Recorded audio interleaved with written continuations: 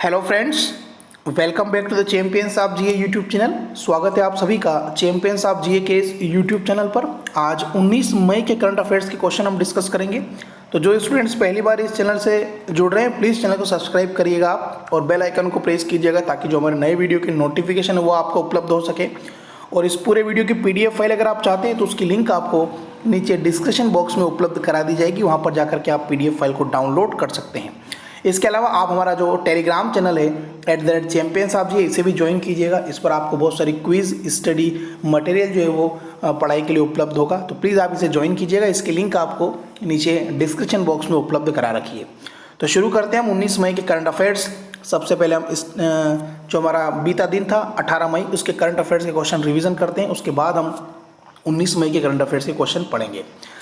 केंद्र सरकार ने डिफेंस मैन्युफैक्चरिंग, जिसको हम रक्षा विनिर्माण के नाम से जानते हैं, सेक्टर में ऑटोमेटिक रूट से FDI की सीमा 49% से बढ़ा करके कितने प्रतिशत करने का भी ऐलान किया है। तो केंद्र सरकार ने डिफेंस मैन्युफैक्चरिंग यूनिट में FDI की सीमा को 49% से बढ़ा करके 74 यानी कि 74% कर दिया है। ठीक है। दूसरा प्रश्न था हमारा, वित्त मंत्री ने कितने कोल ब्लॉक्स की नीलामी करके निजी क्षेत्र को कमर्शियल माइनिंग की इजाज़त देने का भी हाल ही में ऐलान कर दिया है। तो अब निजी कंपनियां भी जो है वो कोल माइनिंग के क्षेत्र में आएगी, तो इसके लिए केंद्र सरकार ने उनको इजाज़त दे दी है। तो कितने कोल ब्लॉक्स की नीलामी करेगी सेंट्रल गवर्नमेंट? ये करेगी 50 कोल ब्लॉक्स की। ठीक है। थर्ड क्वेश्चन हमारा, केंद्र सरकार ने किस इलाके में बिजली वितरण का जो काम है वह निजी कंपनियों को देने का ऐलान किया है? अभी दिल्ली के अंदर जो है बिजली वितरण का काम जो था वो निजी कंपनियों के द्वारा किया जा रहा था, लेकिन अब जितने भी भारत के अंदर केंद्र शासित प्रदेश हैं उनके अंदर बिजली वितरण का जो काम है वह निजी कंपनियों को देने का ऐलान केंद्र सरकार के द्वारा किया गया है। क्वेश्चन नंबर 4 है हमारा, आत्मनिर्भर भारत अभियान पैकेज की जो चौथे नंबर की जो अभी घोषणा की गई है उसमें कितने सेक्टर के लिए घोषणाएं की है? तो आत्मनिर्भर भारत अभियान का जो पैकेज है 20 लाख करोड़ रुपए का, उसमें 8 सेक्टर के अंदर जो अभी घोषणाएं हाल ही में केंद्र सरकार के द्वारा की गई है। ये 8 घोषणाएं कौन कौन सी थी मैंने आपको डिटेल में अच्छे से बताया है, आप लास्ट वीडियो में आप चाहें तो उसको अच्छे से देख सकते हैं। पांचवा प्रश्न था हमारा, प्रख्यात साहित्यकार और प्रोफेसर अनीस सुंजमान का निधन अभी हाल ही में 14 मई 2020 को हो गया है। वह किस देश से संबंधित थे? तो अनीस सुंजमान का भी जो निधन हो गया है, ये एक साहित्यकार और प्रोफेसर थे, ये बांग्लादेश के थे। क्वेश्चन नंबर 6, विश्व दूरसंचार दिवस, जिसको हम world telecommunication and information society day के नाम से भी जानते हैं, ये कब मनाया गया? तो विश्व दूरसंचार दिवस प्रतिवर्ष पूरे विश्व में 17 मई को मनाया जाता है। क्वेश्चन नंबर 7 था, केंद्र सरकार ने अनाज, दलहन, तिलहन, प्याज और आलू को नियंत्रण मुक्त, जिसको हम बोलते हैं डीरेगुलेट, और भंडारण सीमा खत्म करने के लिए किस कानून में अभी हाल ही में बदलाव करने का ऐलान किया है? तो ये लॉकडाउन के कारण जितनी भी भंडारण की क्षमता है वो अभी कम हो रही है, क्योंकि अभी बहुत सारे लोगों को खाद्यान्न सामान जो है वो उपलब्ध कराना है। तो ऐसी स्थिति में केंद्र सरकार ने जो आवश्यक वस्तु अधिनियम 1955 है उसमें बदलाव करने का ऐलान अभी हाल ही में किया है। वर्ल्ड बैंक ने कोरोना महामारी के दौरान सामाजिक सुरक्षा के लिए कितनी रकम का लोन देने का भी हाल ही में ऐलान किया है? तो वर्ल्ड बैंक ने $1 अरब जो है देने की घोषणा भारत को की है कोविड-19 से निपटने के लिए। किस राज्य ने श्रमिकों के 12 घंटे तक काम करने की छूट संबंधित फैक्ट्री एक्ट को संशोधित करने की अधिसूचना को अभी निरस्त कर दिया है? तो ये राज्य उत्तर प्रदेश। उत्तर प्रदेश के अंदर अभी कितनी भी फैक्ट्री कंपनी के अंदर जो है 12 घंटे कार्य किया जाता था, तो उन्होंने अभी इसको 12 घंटे से कम करके 8 घंटे कर दिया। ठीक है। तो कोविड-19 के कारण ऐसा किया गया है, महामारी से जूझ रहे हैं लॉकडाउन की स्थिति में अब कंपनियों के अंदर 12 घंटे काम करने की जो सीमा थी उसको घटा करके 8 घंटे कर दिया है। तो ये संशोधन उत्तर प्रदेश की सरकार के द्वारा अपने राज्य के अंदर जितनी भी फैक्ट्री वगैरह है उसमें किया गया है। क्वेश्चन नंबर 10 था हमारा, फेसबुक, जिसका हेडक्वार्टर कैलिफोर्निया संयुक्त राज्य अमेरिका में है और इसके CEO है मार्क जकरबर्ग। तो फेसबुक ने एनिमेटेड इमेज, जिसको हम GIF के नाम से जानते हैं, बनाने वाली किस कंपनी का भी हाल ही में अधिग्रहण कर लिया है? तो फेसबुक ने जिफी कंपनी जो है, जिफी, इसका भी हाल ही में अधिग्रहण कर लिया है। ये जिफी कंपनी जो GIF बनाती थी, ठीक है, जिसको हम बोलते हैं एनिमेटेड इमेज, तो फेसबुक ने इसको परचेस कर लिया है अभी। स्टैटिक GK का हमारा क्वेश्चन था, संविधान की कौन सी अनुसूची में क्षेत्रीय भाषाओं का उल्लेख किया गया है? तो जो हमारे संविधान की 8वीं अनुसूची है उसमें क्षेत्रीय भाषाओं का उल्लेख किया गया है, और मैं बता दूं आपको 8वीं अनुसूची में लगभग 22 भाषाओं को दर्जा दिया गया है। स्टैटिक जीके का हमारा एक और क्वेश्चन था कल, 1955 में गठित राजभाषा आयोग के प्रथम अध्यक्ष इनमें से कौन थे? तो 1955 में जो राजभाषा आयोग बनाया गया था पहला, इसके पहले अध्यक्ष थे बीजी खेर। तो ये थे हमारे करंट अफेयर्स और स्टैटिक जीके के क्वेश्चन 18 मई के। अब कल की क्विज का मैं आपको आंसर बता देता हूँ। कल मैंने आप सभी स्टूडेंट से एक क्वेश्चन पूछा था कि किस राज्य की सरकार ने आयुष कवच कोविड ऐप का शुभारंभ किया है कोविड-19 से निपटने के लिए। कोविड महामारी जो चल रही है अभी पूरे विश्व और भारत में, तो ऐसी स्थिति में किस राज्य के सरकार के द्वारा अपने राज्य के नागरिकों के लिए आयुष कवच कोविड ऐप का शुभारंभ किया गया है? तो ये ऐप शुरू किया गया है उत्तर प्रदेश की सरकार के द्वारा, ठीक है। सो इस क्वेश्चन का आंसर था उत्तर प्रदेश। जिन स्टूडेंट्स ने इस क्वेश्चन का आंसर सही दिया है वो सभी बधाई के पात्र हैं। आज भी वीडियो के अंत में मैं आपसे एक क्वेश्चन पूछूंगा, उस क्वेश्चन का आंसर अगर आपको पता है तो कमेंट्स करके उसका आंसर आप जरूर बताइएगा। चलिए अब शुरू करते हैं हम 19 मई के करंट अफेयर्स के क्वेश्चन। आज का पहला प्रश्न है, संयुक्त राष्ट्र जिसको हम यूनाइटेड नेशंस के नाम से जानते हैं, तो संयुक्त राष्ट्र के world economic situation and prospectus report के अनुसार भारत की जीडीपी विकास दर 2020 में कितने रहने का अनुमान है? याद रखिएगा अभी संयुक्त राष्ट्र के द्वारा रिपोर्ट जारी की जा रही है, ठीक है। तो संयुक्त राष्ट्र की एक शाखा जिसको हम बोलते हैं world economic situation and prospectus, उसके अनुसार भारत की जो जीडीपी विकास दर रहेगी 2020 में वो रहेगी 1.2%, ठीक है। सुपर इंपॉर्टेंट क्वेश्चन है। इसके अलावा भारत जो है वो 2021 में इसी रिपोर्ट के अनुसार 5.5% की दर से जो है वो वृद्धि करेगा, ये भी इसमें कहा गया है, ठीक है। तो 1.2% जीडीपी रहेगी 2020 में, ये रिपोर्ट जारी की है संयुक्त राष्ट्र के world economic situation and prospectus ने। संयुक्त राष्ट्र की जो स्थापना है वह 24 अक्टूबर 1945 को हुई थी, ये याद रखिएगा। और इसके जो वर्तमान में महानिदेशक है उनका नाम है एंटोनियो गुटेरेस, और ये पुर्तगाल के। क्वेश्चन नंबर दूसरा है हमारा, तमिलनाडु सरकार ने कोविड-19 से जो अर्थव्यवस्था बिगड़ी है उसको वापस शुरू करने के लिए आरबीआई यानी कि रिजर्व बैंक ऑफ इंडिया के किस पूर्व गवर्नर की अध्यक्षता में एक कमेटी बनाई है? तो अभी आपको पता होगा हर राज्य जो है वो कोविड-19 के कारण भारी अर्थव्यवस्था की कमी से जूझ रहा है। तो ऐसी स्थिति में किस राज्य की सरकार ने आरबीआई के जो पूर्व गवर्नर है उनकी अध्यक्षता में एक कमेटी बनाई है? तो ये कमेटी बनाई गई है सी रंगराजन, ऑप्शन नंबर 3 यहाँ पे सी रंगराजन, जो कि रिजर्व बैंक ऑफ इंडिया के पूर्व गवर्नर है। तो इनकी अध्यक्षता में तमिलनाडु सरकार ने कोविड-19 से निपटने के लिए एक कभी हाल ही में कमेटी बनाई है और इस कमेटी के अंदर 24 सदस्य होंगे, ठीक है।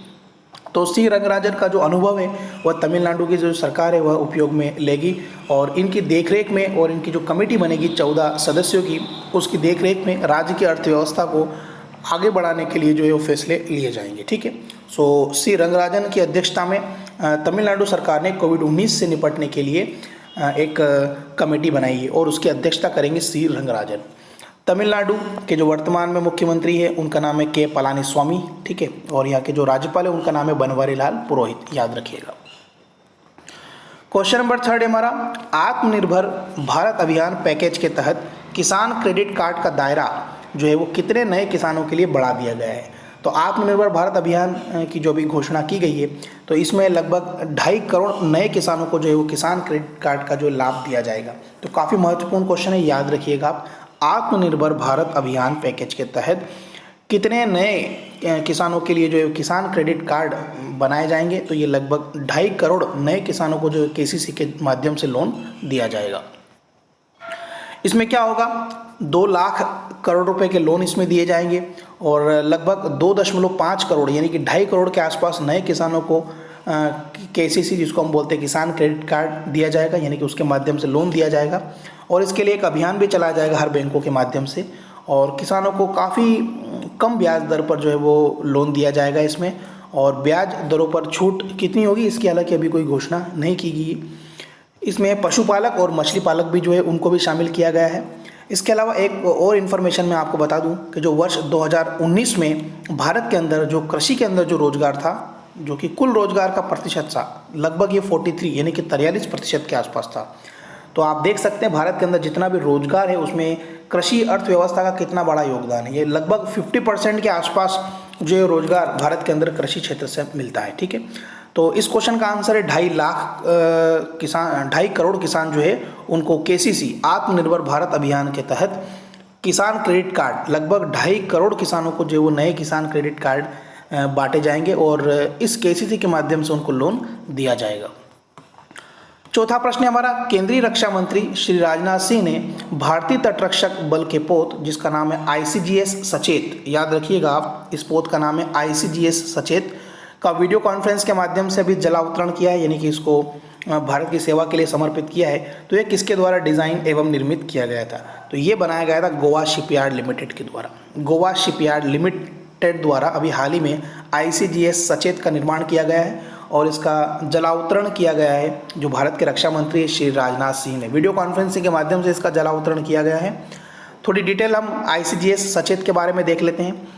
इसे अत्याधुनिक नौवहन एवं संचार उपकरणों से बिल्कुल सुसज्जित किया गया है और इसकी लंबाई 105 मीटर है और इसका वजन लगभग 2350 टन है।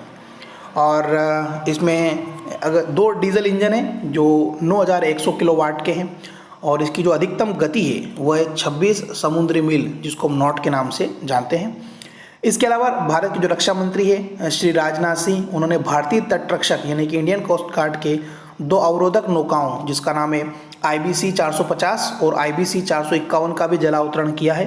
और IBC 450 और 451 का जो निर्माण है वह Larsen and Toubro shipyard limited के द्वारा किया गया है। ठीक है, ये याद रखिएगा आप, IBC 450 और 451 का जो निर्माण है यह लार्सन एंड ट्रूबो शिपयार्ड लिमिटेड के द्वारा किया गया है, जबकि ICGS सचेत जो बनाया गया है यह गोवा शिपयार्ड लिमिटेड के द्वारा बनाया गया है। ठीक है, तो काफ़ी इंपॉर्टेंट क्वेश्चन है, इसको याद रखिएगा आप। ये रक्षा क्षेत्र में काफ़ी महत्वपूर्ण जो है वो निर्णय साबित होगा भारत के लिए।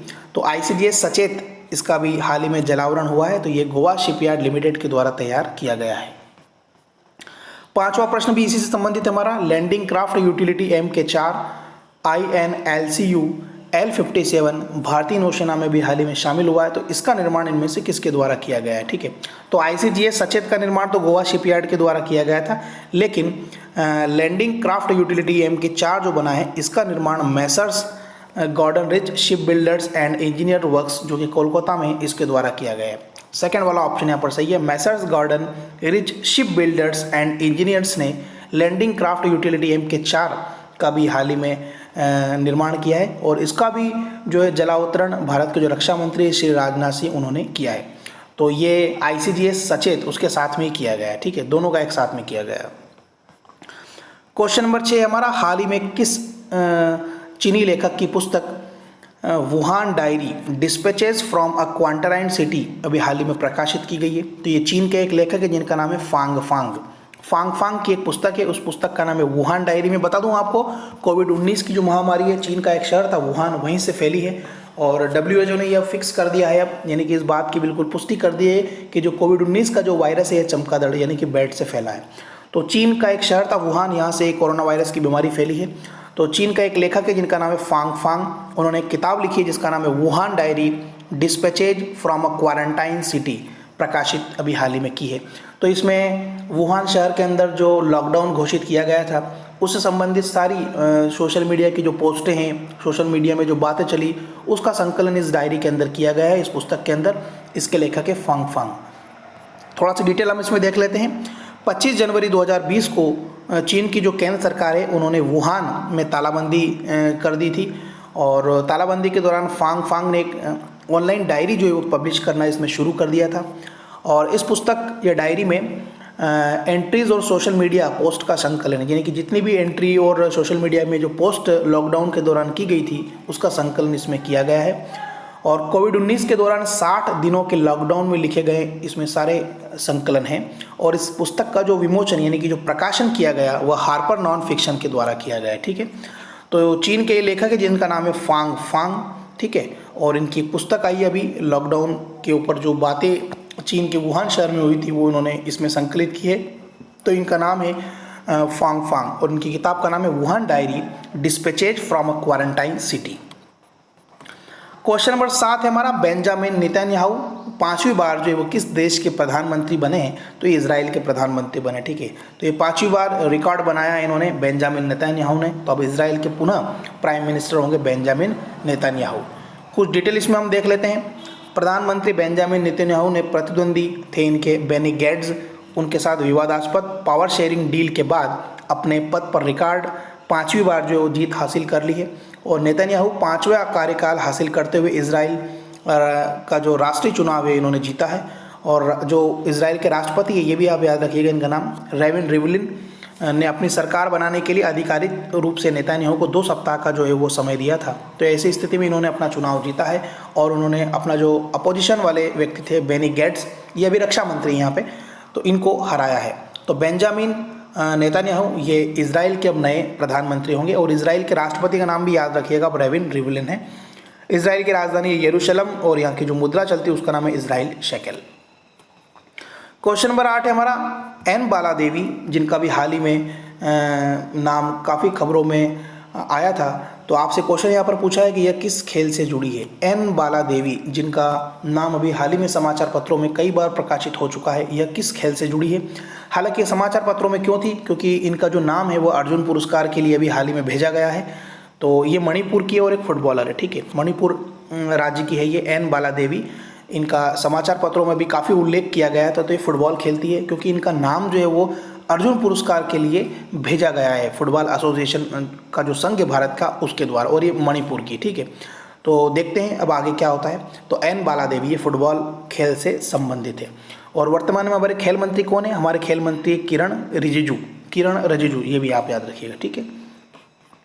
क्वेश्चन नंबर 9 है हमारा किस मंत्रालय द्वारा अभी हाल ही में गोल जिसको हम बोलते हैं going online and leader, going online as leader, जिस अभियान का नाम है गोल, इसकी शुरुआत अभी किस मंत्रालय के द्वारा अभी हाल ही में की गई है।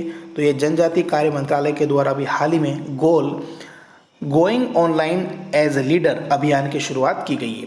और हमारे अभी जो जनजातीय कार्य के जो मंत्री उनका नाम है अर्जुन मुंडा, और ये वर्तमान में भारतीय तीरंदाजी संघ के अध्यक्ष भी है।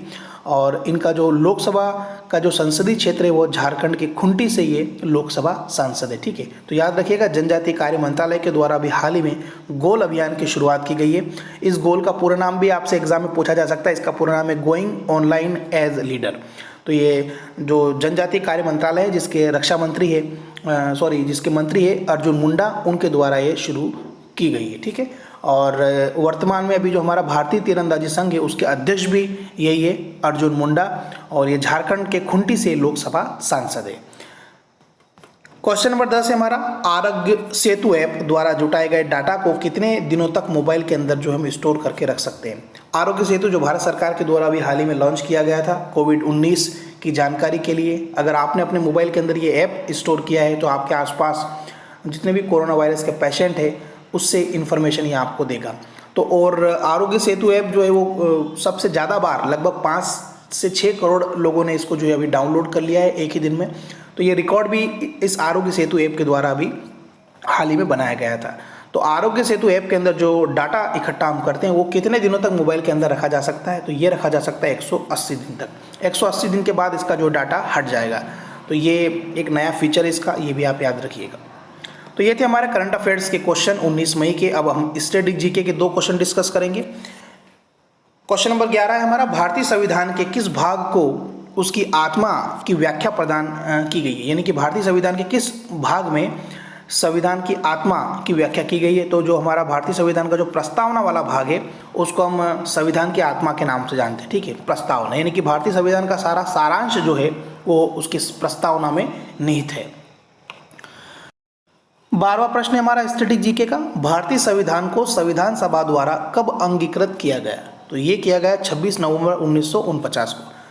जो हमारा संविधान बना था उसको भारतीय संविधान की जो सभा थी उसने 26 नवंबर 1949 को अंगीकृत यानी कि स्वीकार किया। और भारत के अंदर 26 जनवरी 1950 को जो संविधान लागू हुआ था, लेकिन इसको अंगीकृत कब किया गया, इसको अंगीकृत किया गया था 26 नवंबर 1949 को। चलिए अब आज की क्विज की बारी आती है। आज सभी से मेरा एक क्वेश्चन है, अगर आप इस क्वेश्चन का आंसर जानते हैं तो उसको आंसर कमेंट्स करके आप जरूर बताइएगा। विश्व एथलेटिक्स दिवस 2020 ये कब मनाया गया, 7 मई, 6 मई, 5 मई या 4 मई। एक बार पुनः इस क्वेश्चन को मैं दोहरा देता हूँ, विश्व एथलेटिक्स दिवस 2020 ये कब मनाया गया, 7 मई, 6 मई, 5 मई या 4 मई। अगर आप इस क्वेश्चन का आंसर जानते हैं तो प्लीज़ कमेंट्स करके बताइएगा। तो फ्रेंड्स ये था 19 मई की करंट अफेयर्स और स्टडी जीके का वीडियो आपको कैसा लगा है कमेंट्स करके आप जरूर बताइएगा। और इस पूरे वीडियो की पीडीएफ फाइल अगर आप चाहते हैं तो उसकी लिंक आपको नीचे डिस्क्रिप्शन बॉक्स में उपलब्ध करा दी गई है, वहाँ पर जाकर के आप पीडीएफ फाइल को डाउनलोड कर सकते हैं। फिर मिलते हैं 20 मई के करंट अफेयर्स और स्टडी जीके के क्वेश्चन के साथ। तब तक गुड बाय, टेक केयर।